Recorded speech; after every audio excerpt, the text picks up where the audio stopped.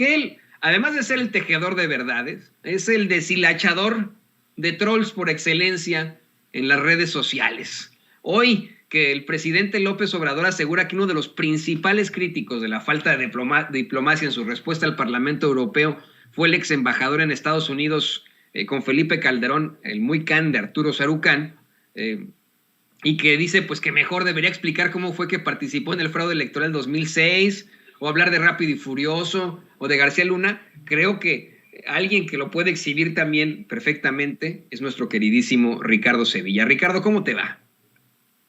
Querido público memorioso, Toño, un gusto saludarlos otra vez aquí de regreso en Sin Censura. Y bueno, pues vamos a dejar a la víbora chillando. En efecto, uno de los personajes más ladinos y más descarados es precisamente Arturo Sarucán. Y viene de una genealogía de personajes corruptos, priistas. Hay que recordar que Arturo Sarucán es hijo de José Sarucán Kermés, quien fue uno de los rectores a modo de la Universidad Nacional Autónoma de México, y tuvo ahí a su cargo a personajes que hoy están en el ojo del huracán en la rectoría y que todavía están enquistados en esa casa de estudios desde antes de Narro, desde antes que estuviera partiendo ahí el queso Jorge Volpi Escalante, y que ya se fue, por cierto, a España. Entonces, Sarucán es un personaje bastante complejo y tiene esta complejidad de ser un personaje cínico. Y es cínico porque ahorita está apuntando cómo deben organizarse las relaciones internacionales, está apuntando con dedo flamígero cómo debe llevarse a cabo la política exterior de este país y en concreto del presidente López Obrador. Sin embargo, no apuntó ese dedo flamígero cuando se extraviaron esos documentos, recordará el público memorioso y tú también, Toño, de los viajes de Genaro García Luna, con quien estuvo bastante unido, tuvieron incluso una amistad, recorren las redes sociales fotografías de Arturo Sarucán y García Luna, pero cuando le solicitaron los informes de viaje que habría hecho el exsecretario de Seguridad Pública de Calderón, hoy preso, pues no aparecieron. Aparecieron únicamente cinco reportes de los viajes que habría hecho Genaro García Luna allá, cuando la realidad es que allá la Secretaría de Seguridad Pública e incluso la AFI tenían una oficina que casi tenía ahí una veintena de trabajadores. En algún momento se dijo que eran 10, no, eran 20 trabajadores que estaban bajo la dirección directa de Sarucán, pero ahora le preguntas sobre la amistad que tuvo con García Luna y lo niega calderónicamente, porque así son de cínicos estos personajes, pero no hay que quitar en ningún momento los reflectores de este personaje que es un modelo de prianista, un personaje que tiene ahí enquistado todavía en la Universidad Nacional Autónoma de México amistades muy interesantes, como es el caso de Leopoldo Silva Gutiérrez, como es el caso de Salvador Malo Álvarez, que fue secretario general de la universidad, y bueno, pues este personaje está con todo cinismo haciendo una crítica del gobierno de López Obrador, cuando sabemos que en efecto participó en el fraude electoral de 2006. Si no hubiera orquestado ese fraude o ayudado a orquestarlo, probablemente estaría refundido ahí en las mazmorras del priismo, porque hay que recordar también que ese partido político pues ha dado de sí, sobre todo en la Ciudad de México, ya no tiene la importancia que tuvo en la década de los 80, en la década de los 90 primero, pero pues le hizo ese terrible favor a Calderón, y lo delataron también en la propia Universidad Nacional Autónoma de México, porque hay que recordar que ahí fue donde se hizo el estudio y llegaron a la cuenta de que había existido ahí una manipulación de las cifras que fueron a dar al Cotapred, por cierto, que ya hemos señalado, que fueron a dar directamente al, pues en ese momento todavía Instituto Federal Electoral de Luis Carlos Ugalde, que había sido, junto con Ciro Murayama, junto con Lorenzo Córdoba, uno de los delfines de Pepe Goldenberg, otro personaje bastante lesivo, que también estuvo en la época en donde vendieron aquella información, que incluso lo han cuestionado una y otra vez, y ha tenido que salir en la Feria Internacional del Libro, por cierto, de Guadalajara. Lo increparon. La misma gente del público le preguntó qué había hecho con esas listas que habían salido del Instituto Federal Electoral, y se enojó, se puso rojo, le pidió ayuda a Jorge Volpi. En ese momento, por cierto, estaban compartiendo la mesa con Tatiana Cloutier y con el actual vocero de la presidencia. Y entonces no supo qué decir, porque no tienen argumentos, público memorioso, son personajes que están operando para esos partidos políticos para remontar. Ellos tienen la ilusión de remontar en 2024 y eso no va a suceder. Ahora le vemos haciendo el caldo gordo a Claudio X González, lo vemos haciendo un trabajo, yo diría, bastante vulgar a favor de Felipe Calderón. Hay que recordar que fue empleado también de Eli Ortiz en el Universal, fue uno de sus editorialistas favoritos, y bueno, pues es un personaje que tiene esas cartas credenciales. Ha sido uno de los peores diplomáticos en el servicio exterior mexicano, y sobre todo por esta amistad que tuvo, una amistad estrechísima con Genaro García Luna, con Felipe Calderón, con quien todavía se frecuenta. Y pues ahí están los datos duros. Quien no los quiera ver, pues allá ellos y su mala cabeza, pero basta con darse una vueltecita al currículum de Arturo Sarucán y nos vamos a dar cuenta de dónde proviene. Y proviene de las mazmorras del PRI, de esas mazmorras que se fueron corriendo apenas vieron que el buque iba a naufragar, y corrieron a los brazos del PAN, y allá los han recibido muy bien. Por eso es que a veces es mejor quedarse callados. O sea, tenemos ahí a un Peña Nieto que enfrenta muchas acusaciones, mi querido Ricardo, pero está calladito. Sarucán es muy participativo en las redes sociales, es tan troll como el nefario de Felipe Calderón, pero ahí sigue.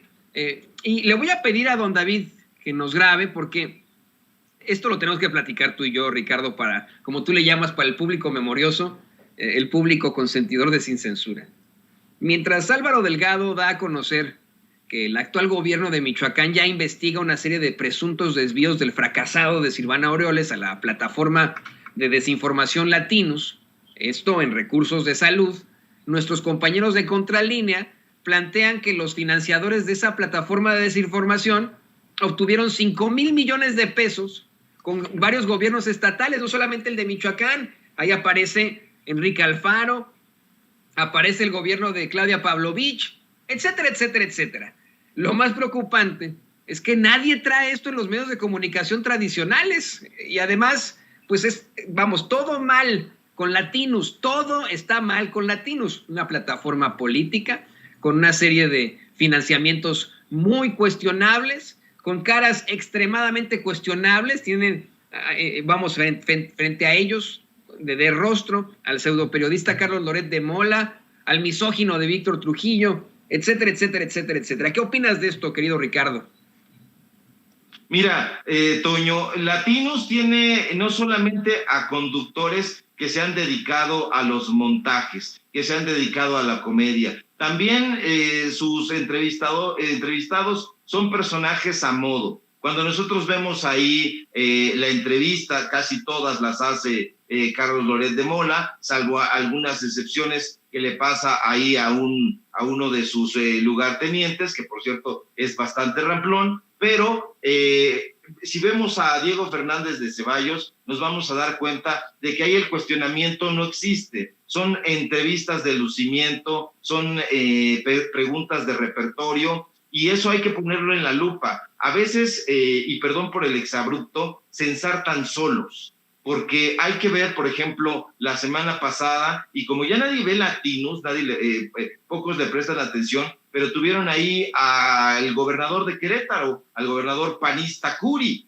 y ahí ante una pregunta de Carlos Loret de Mola sobre qué habría ocurrido en el Estadio Corregidora de Querétaro, le preguntó, ¿y usted, si le descubren muertos, estaría dispuesto a renunciar? Y dijo, sí, yo lo haría, renunciaría, pero vemos su nerviosismo. Ese tipo de preguntas no están en el libreto de la gente de Latinos. Este medio de comunicación, esta plataforma, como le llama nuestra compañera Nancy Flores de Contralínea, pues de desinformación, siempre fue o ha sido creada ex profeso para golpear a la Cuarta Transformación y a quienes ellos suponen sus aliados.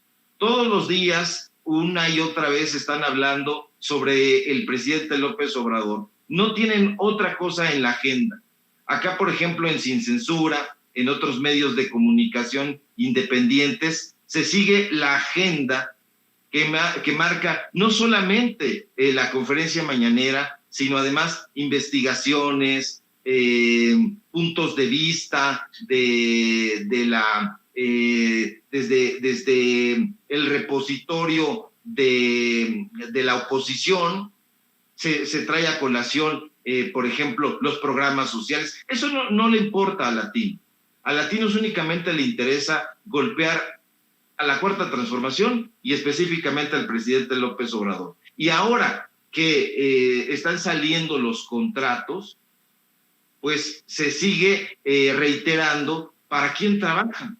Trabajan para los gobiernos del PRI y del PAN, específicamente para el gobierno de Roberto Madrazo, ¿no? Y digo gobierno porque sí, todavía él sigue teniendo tentáculos muy fuertes en el PRI y en el PRI del Estado de México. No hay que olvidar en ningún momento la capacidad de operación que ha tenido la familia Madrazo en diferentes estados, no solamente en Tabasco, sino también en Michoacán y también en el Estado de México. Ahí están sus personeros. Ahora, yo le haré una invitación al público memorioso para que se convirtiera también en reportero.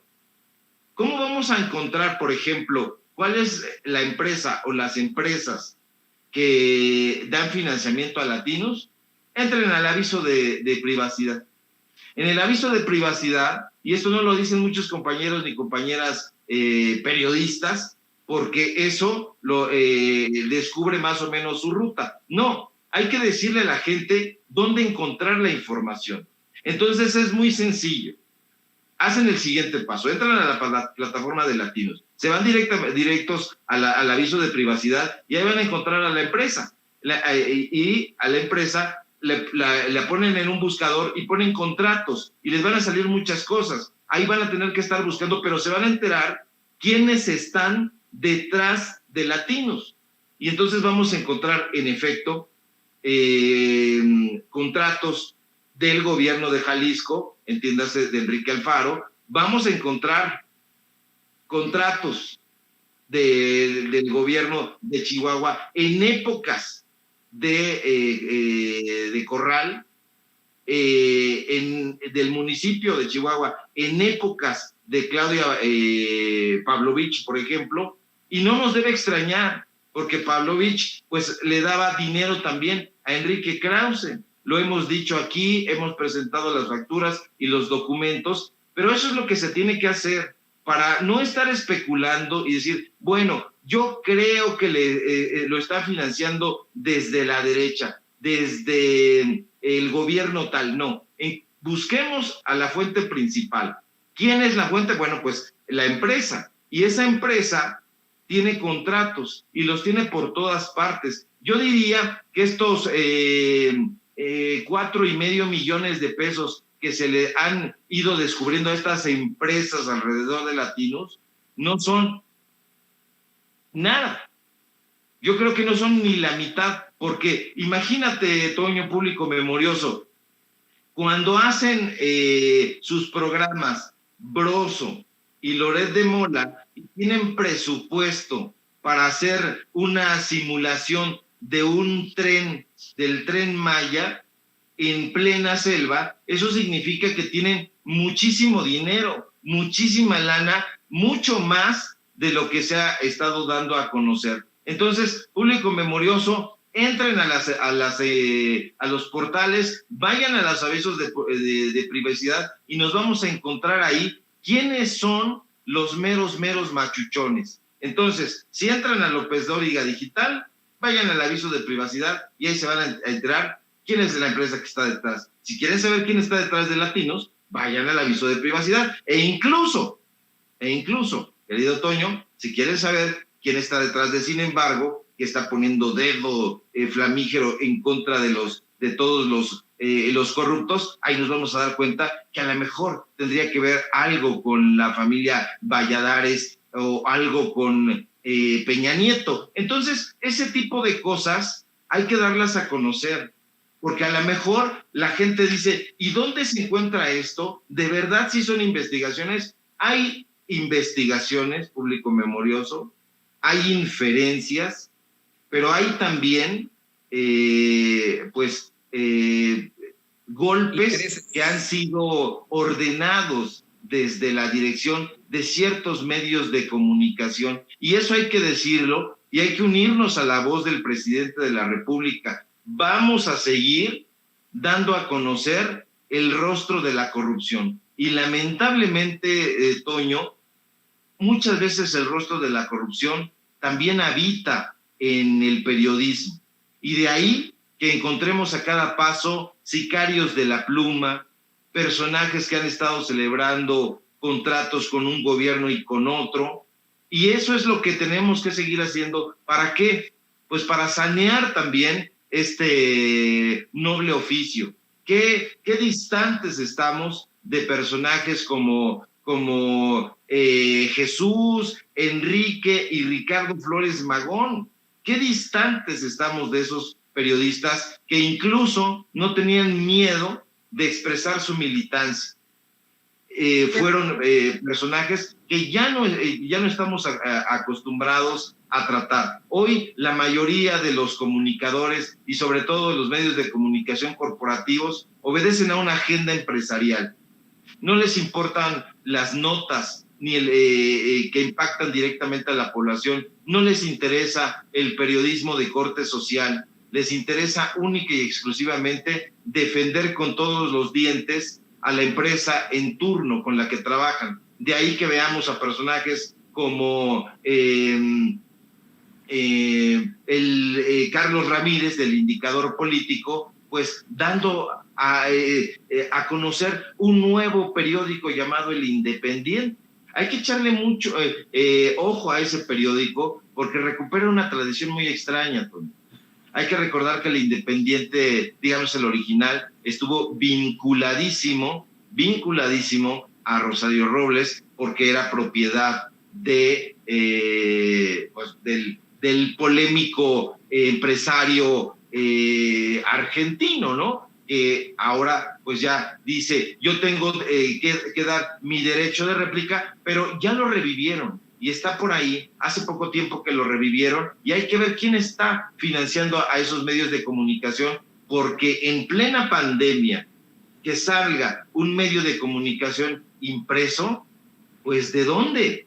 ¿Cómo? Pues si en Excelsior ya no se vende ni para envolver papayas. Entonces este tipo de medios de comunicación están financiados siempre, pero siempre por algún empresario, por algún corporativo, a veces por multinacionales. Y hay que llamar la atención sobre eso. No es solamente Latinos, querido Toño, público, son todos estos medios chayoteros y que preocupa muchísimo porque es dinero público.